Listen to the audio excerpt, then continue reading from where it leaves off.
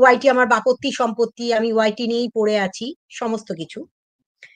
একটা ছোট্ট ঘটনা, মানে কাজ চলতে চলতে ওয়াইটি নিয়ে ওই প্রীতম রিমি দিশানির ঘটনায় আপনি নাকি টাকা খেয়েছেন, এটার ব্যাপারে কিছু বলুন। বলবো, ওটাও বলবো, সমস্ত বলবো। আগে এটা বলে নি, তারপর বলবো।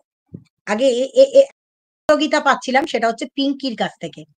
পিঙ্কি এখন বুঝতে পারছে যে তখন আমরা তাকে যত রকম ভাবে বলছিলাম, সে কোনোভাবেই থামছিল না। আর এখন পিঙ্কি অনেকটা ডেভেলপ করে গেছে, অনেক ম্যাচিওর হয়ে গেছে। সে নিজেও বুঝতে পেরেছে এগুলো করে আমার পরিবার, আমার মেয়ে, আমার জীবন সম্পূর্ণটা বিপথে চলে গেছিল। আজকে পিঙ্কি একটা ভিডিও করেছে, যে ভিডিওটা দেখে আমার খুব ভালো লাগলো, যে আমাকেই সামলাতে হবে সবকিছু। ইয়েস, অনেক ম্যাচিওর হয়েছে, অনেক ম্যাচিওর হয়ে গেছে পিঙ্কি। এবং সে আশা করছি কোনো কন্ট্রোভার্সির মধ্যে আর নিজেকে জড়ায়নি। বিগত 2 মাস ধরে অনেক চেষ্টা করেছে, তাকে কেউ ভুল বলেছে, সে তখন একটা আধটা বলেছে, কিন্তু আস্তে আস্তে পিঙ্কি নিজেও বুঝতে পেরেছে এই কন্ট্রোভার্সি করে কোনো লাভ হবে না। আমাকে ক্রিয়েটিভিটি দেখাতে হবে, কোয়ালিটি দেখাতে হবে, কারণ ছেলে মেয়েগুলো বাচ্চা এবং তাদেরকে তৈরি করতে হবে। হুম, সুতরাং সেই কাজে পিঙ্কি পাল নেমেছে। আজ থেকে দেখতে পেলাম, তার ভিডিওটা শুনলাম, যথেষ্ট। আমি কোনো কন্ট্রোভার্সি করছি না রিয়া, নিজেকে অশিক্ষিত প্রমাণ করো না, আগে গল্পটা শুনে নাও। তো অনেকে পুরনো কথা টেনে ধরে নতুন করে কন্ট্রোভার্সি আনতে চাইছে, তাদেরকে একটু জাস্ট বলে রাখলাম। দিশানি আজকেও ফোন করেছিল আমাকে, ও নিজে চাইছিল দিদি আমি কি একটা ভিডিও করে বলবো, আমি বললাম না, পাত্তা দিও না। দিশানি নিজেও তার কন্ট্রোভার্সি চায় না। এবং একটা কথা বলে রাখি, সৌরভের সাথে দিশানির যথেষ্ট ভালো সম্পর্ক তৈরি হয়েছে। আমিও কিন্তু সৌরভকে সন্দেহের চোখে দেখছিলাম, সন্দেহের চোখেই দেখছিলাম।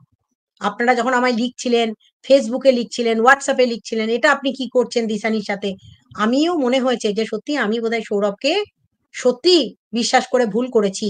পরবর্তী দিনে দেখেছি সৌরভও ধীরে ধীরে নিজেকে পাল্টে ফেলেছে। পাল্টে ফেলেছে শুধু নয়, সৌরভ খুব ভালোভাবে হ্যান্ডেল করেছে দিশানিকে, এবং তাদের মধ্যে এখন দারুণ বন্ডিং হয়ে গেছে। এবার আসি আসল কথায়। আমাকে দিশানি জানিয়েছিল যে ওরা রেজিস্ট্রি করছে, ঠিক আছে, দিশানি জানিয়েছিল ওরা রেজিস্ট্রি করেছে। তো আমি ভেবেছিলাম হয়তো রেজিস্ট্রি করেছে, পরবর্তী দিনে দেখলাম যে রেজিস্ট্রি করেছে কি করেনি সেটা আমাদেরকে দেখায়নি। হ্যাঁ, তবে একটা জিনিস ঘটনা, দিশানির মা বাবা ভীষণ খুশি, তার আত্মীয় স্বজন পরিজন তারা প্রত্যেকে খুশি সৌরভকে পেয়ে, এবং তাদের জামাই। এরপর সৌরভ যদি দেখে যে হ্যাঁ তার বউয়ের নামে, তার নামে নতুন করে ফালতু কন্ট্রোভার্সি হচ্ছে, তো তারা তাদের মতো করে লিগাল অ্যাকশন নেবে। আর প্রীতম তো একটা কথা বলেই দিয়েছিল যে যদি আমার নাম নিয়ে ফার্দার কন্ট্রোভার্সি হয়, আমি আমার লিগ্যাল পথে এগোবো। কারণ প্রীতম এখন বোধহয় শিলং যাচ্ছে, তার একটা প্রমোশনের কাজ আছে। তো প্রীতমও বলবে এসে যে সে ক টাকা আমায় দিয়েছে, পিঙ্কি পালও এসে বলুক, এবং দিশানির পরিবারও এসে বলুক। প্রয়োজনে আপনাদের কাছে ফোন নাম্বার আছে, প্রত্যেকের পরিবারকে ফোন করবেন, করে জিজ্ঞাসা করবেন আমাকে ক টাকা দিয়েছে, ঠিক আছে? কারণ টাকার বিষয়টা আমি বললে আপনারা বিশ্বাস করবেন না। তাদেরকে বলবেন যদি আপনারা টাকা দিয়ে থাকেন আমাদেরকে প্লিজ স্ক্রিনশটটা আমাকে দিয়ে দেবেন। তাহলে তাদের কাছ থেকে আপনারা পেলে আমি যে টাকা নিয়েছি এবং আমি যে সিন্ডিকেট রাজ চালিয়েছি এবং এই কন্ট্রোভার্সিটাকে সিন্ডিকেট রাজ চালিয়ে বন্ধ করেছি, সেটার জন্য আপনাদের প্রথম প্রশ্নের উত্তরটা নিশ্চয়ই দিলাম যে আমি টাকার বিনিময়ে কাজ করেছি, ঠিক আছে? কারণ আমি বলবো যে না আমি তো কোনো টাকা নিইনি, ধরিত্রী বলবে না আমরা তো কোনো টাকা নিইনি, সীমা বলবে আমরা তো টাকা নিইনি, সোমাও বলবে, অর্পিতা বলবে, পিমণি বলবে, সবাই বলবে, কিন্তু কেউ, আপনারা আমাকে বিশ্বাস করবেন না। আপনাদের প্রত্যেকের কাছে তাদের ফোন নাম্বার আছে, প্রত্যেকেই ফোন করে। হ্যাঁ, সন্দীপের পার্সোনাল অ্যাসিস্ট্যান্ট সন্দীপের সাথে দারুণ টাচে আছে, এটুকু বলতে পারি, ঠিক আছে? ওর বাড়িতে যখন তখন আসছে যাচ্ছে, তো দেখাচ্ছে না কেন সেটা সন্দীপ বলতে পারবে। কেন দেখাচ্ছে না, দেখানোটা উচিত, সন্দীপের পার্সোনাল অ্যাসিস্ট্যান্টকে দেখানো উচিত। মাঝে মাঝে একটা ব্যাগ দেখতে পাচ্ছেন আর আপনারা ধরছেন না কেন সন্দীপকে, বলুন দেখাতে, ঠিক আছে? একটু জল খেয়ে নি, তারপরে আরো কথা বলবো।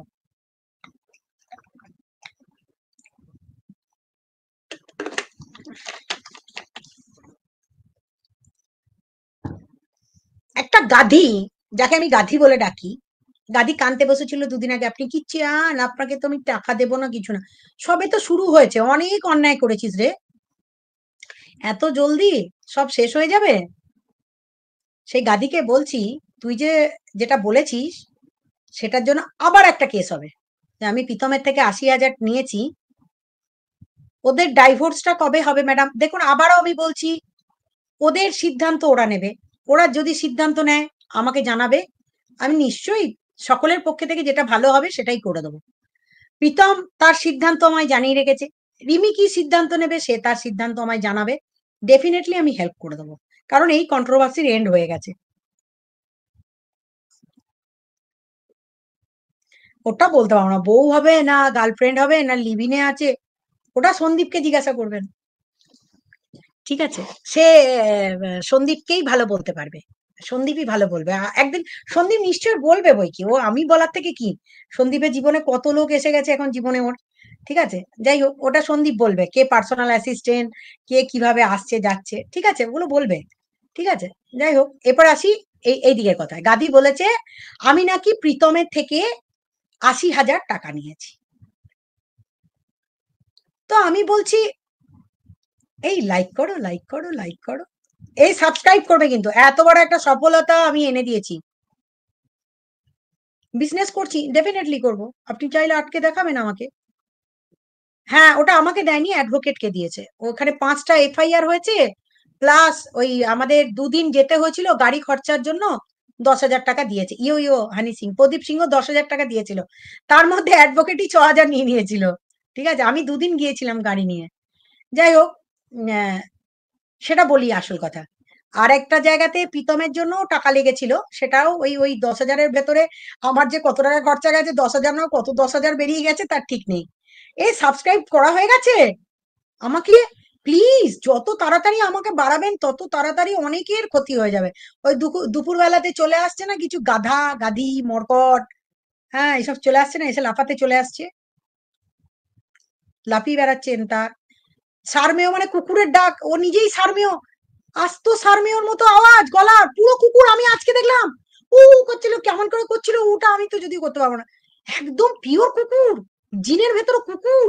আমি অবাক। কুকুর না হলে কি আর এরকম ছাচরের মতো এত এত কল রেকর্ডিং যার ভাইরাল, মেয়েদেরকে নোংরা ভাষায় গালাগালি করে, মেয়েদের নামে প্ল্যানিং প্লটিং করে, মেয়েদের ছবি ক্লিভেজ জুম করে দেখায়, মেয়েদেরকে মলেস্ট করে, মেয়েদের নামে নোংরা কথা বলে, সেটা আবার আপনাদের চোখে হিরো। কিছু মহিলা আবার তাকে এই দাদা দারুণ দিচ্ছ, কেউ যদিও দেখে না, আর দেখে না, দেখবেও না, পাত্তা পায় না।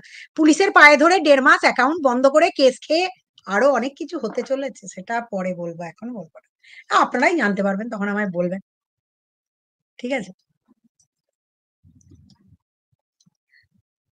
अब तो जुदाई का मौसम, दो पल का मेहमान। এলিজাবেথ, সবাই লাইক করো, লাইক করো, এলিজাবেথ ভবিয়েছে, লাইক করো এলিজাবেথ, দুদিনের মধ্যে ঢুকছি তোমার ওখানে। ঠিক আছে, সবাই লাইক করো, লাইক করো, সাবস্ক্রাইব করো, শেয়ার করো। Yes, no share, only like and subscribe. যাদের ম্যাডামের কথা না, ম্যাডামকে পছন্দ না, তারা লাইভ থেকে বেরিয়ে যেতে হবে। জয়া দেব বলে দিয়েছে, বাই বস, হাই এম দা বস, বস, বস। আচ্ছা, কালকে একটা ভালো কাজ করেছি না, আপনারা খুশি হলেন না? কারা কারা খুশি হয়েছেন? আরজিকর মেডিকেল কলেজে যে ঘটনাটা ঘটেছে তার জন্য আমরা একটা প্রতিনিধি দল রাজ্যপালের কাছে গিয়ে ডেপুটেশন জমা করে এসেছি।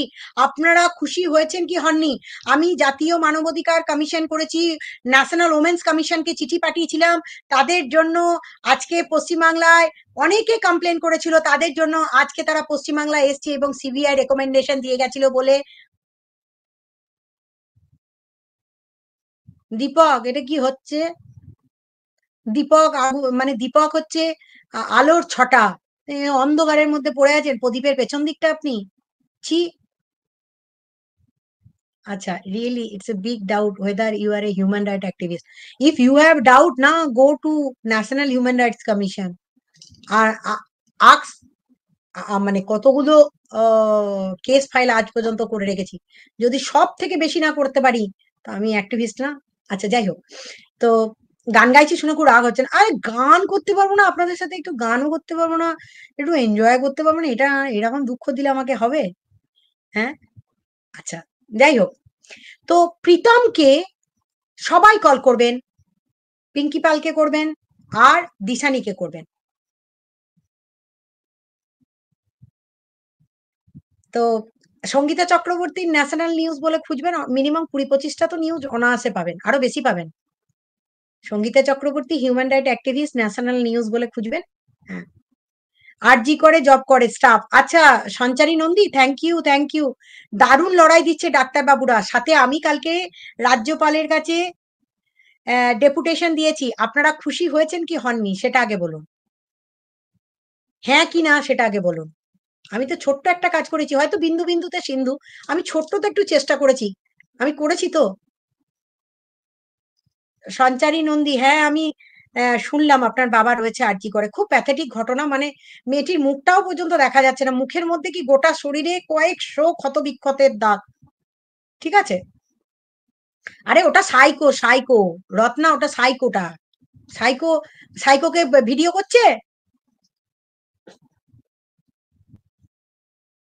In advance happy independence day. আচ্ছা, আমি 15 তারিখে মনে হচ্ছে দিল্লিতে থাকতে পারি, আর যদি না হয় তাহলে 19 তারিখে কনফার্ম। ঠিক আছে, thank you, thank you Kunjapal, thank you. আচ্ছা, আমি জমা করে এসেছি একটা ছোট্ট ডেপুটেশন রাজ্যপালের কাছে। খুশি হয়েছেন আপনারা? আমি তো ছোট্ট কাজ করেছি। গাঁজা কেসটা শুধু দেখা যায়, ও মা গো। আচ্ছা, একবার একবার ফোনটা অন করুন, আমি বলে দিচ্ছি। দেখুন, আপনি পেয়ে যাবেন। শুধু গাঁজা কেসটা দেখা যাবে না, অনেক কেস দেখা যাবে। আপনি চিনতে পারছেন না, না ওই জন্য আর কি। আমি তো এতদিন কোনোদিন মানে সেইভাবে আপনাদের সোশ্যাল মিডিয়ায় ভোকাল ছিলাম না, ওই জন্য। আচ্ছা, আগে ভাটকে যাবো, আগে উত্তরগুলো দিয়ে দিই, তারপর আপনাকে দেখিয়ে দেবো। আপনি পড়াশোনাটা একটু কম বোঝেন তো শেফালি, সেই জন্য বললাম একটু বুঝিয়ে দেবো, দেখিয়ে দেবো, আপনি দেখতে পাবেন। আগে এটা শুনে নিন। তো এই তিনটে ছেলে মেয়েরটা যেটা ছিল, সেটা হচ্ছে আপনাদের ওয়াইটির মধ্যে ক্রিয়েটার টু ক্রিয়েটার এমন হয়ে গেছিল, যেন মনে হচ্ছে ছিঁড়ে রক্ত খেয়ে ওকে ছাড়বে না, ওকে 1 ইঞ্চি জায়গা ছাড়বো না। ঠিক আছে, তো এই রকম হয়ে গেছিল। রিঙ্কু কালকে আমার সাথে ছিল। ঠিক আছে, রিঙ্কু দি আমার সাথে কালকে ছিল আমাদের ডেপুটেশনের সময়। যাই হোক, যেটা বলছিলাম সেটা হচ্ছে যে আপনারা সেই গাধীকে বলবেন যে মিথ্যা তো জীবনে প্রচুর বলেছিস, বাচ্চা ছেলে দিয়ে মলেস্ট করেছিস, সোশ্যাল মিডিয়ায় টাকা তুলেছিস, অনেক জালিয়াতি করেছিস, আরো অনেকগুলো এফআইআর রেডি আছে তোর জন্য। ঠিক আছে, আমি হয়তো প্রতিবাদ মহল লিখছে, আমি বেশ খুশি আছি। ঠিক আছে, এই দেখো আমাদের প্রতিবাদ মহল পি মনি চলে এসছে। ঠিক আছে, তো আমাদের সংগঠনের তরফ থেকে এই ছোট্ট একটা কাজ আমি করে এসেছি। ছোট ছোট কাজ দিয়েই তো কাজ, বলুন আপনারা। কেউ লিখছেন না কিন্তু, হ্যাঁ খুশি হয়েছি, খুশি হ্যাঁ না কিছু তো লিখুন যে হ্যাঁ আমি রাজ্যপালকে যে একটা ছোট্ট আরজি কার্ড নিয়ে একটা ডেপুটেশন দিয়ে এলাম, তাতে আপনারা খুশি হয়েছেন না হননি। আচ্ছা, এবার আসি হাবলি ডাবলি কাবলি। সে কালকে কি বলছে, আমার দুটো কল রেকর্ডিং শুনিয়েছে। এফআইআর তো বানতা হ্যাঁ বস, এফআইআর তো বানতা হ্যাঁ, বানতা হি হ্যাঁ। তার কিছু জিনিস আবার দুদিনের মধ্যেই আপনারা দেখতে পাবেন, আবার কানতে বসবে ওয়াইটিতে। এটুকু বলে রাখলাম হালকা করে। এতদিন ভাবছিলাম ছেড়ে দেবো। খুব খুশি হয়েছি, থ্যাংক ইউ, থ্যাংক ইউ। মেয়েটার বিচার হবে কি, পুরো সাপাচাট করে দিয়েছে পুলিশ।